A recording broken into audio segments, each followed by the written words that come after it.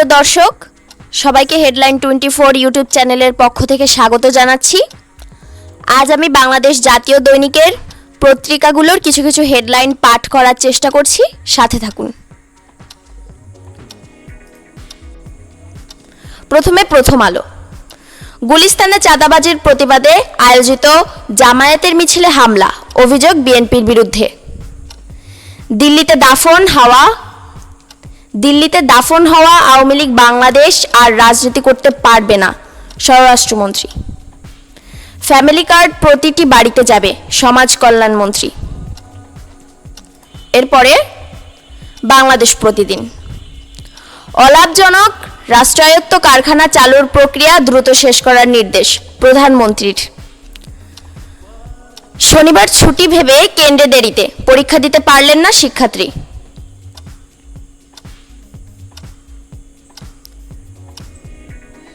এরপরে কালের কণ্ঠ। বাংলাদেশ যুক্তরাষ্ট্র একে অপরের ইতিহাস বিনির্মাণে সহায়তা করছে, ডেপুটি স্পিকার। সিলেট ম্যানচেস্টার সরাসরি ফ্লাইট ফের চালু। সাগরে সুস্পষ্ট লঘুচাপ, বন্দরে সতর্ক সংকেত। 4 দশকের নেতৃত্বের অবসান, প্রতিশোধের প্রতীক্ষা লাখো ইরানির। 17 বছরে অনেক নির্যাতনেও মাথা নত করিনি, মির্জা ফখরুল। এইচএসসির দ্বিতীয় দিনে অনুপস্থিত 27,000, বহিষ্কার 17 শিক্ষার্থী। এরপরে মানব জমিন। ট্রাম্পকে শুভেচ্ছা জানিয়ে প্রধানমন্ত্রীর চিঠি। গুলিস্তানে বিএনপি জামায়াত সমর্থকদের সংঘর্ষ। বন্ধ কারখানা চালুর প্রক্রিয়া দ্রুত শেষ করার নির্দেশ প্রধানমন্ত্রীর। 90 মিনিট খেলার জন্য শতভাগ প্রস্তুত নেইমার, আনচেলত্তি।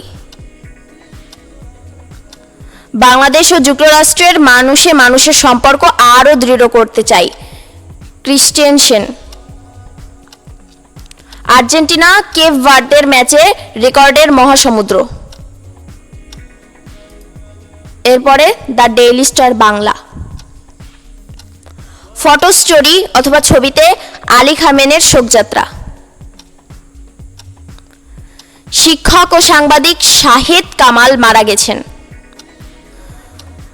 সাগরে সুস্পষ্ট লঘুচাপ, 4 বন্দরে 3 নম্বর সতর্ক সংকেত।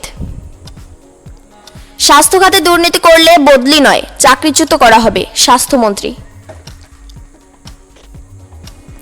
ভূমিকম্পে পা হারানো খুদে ভক্তের ইচ্ছাপূরণ রোনালদোর।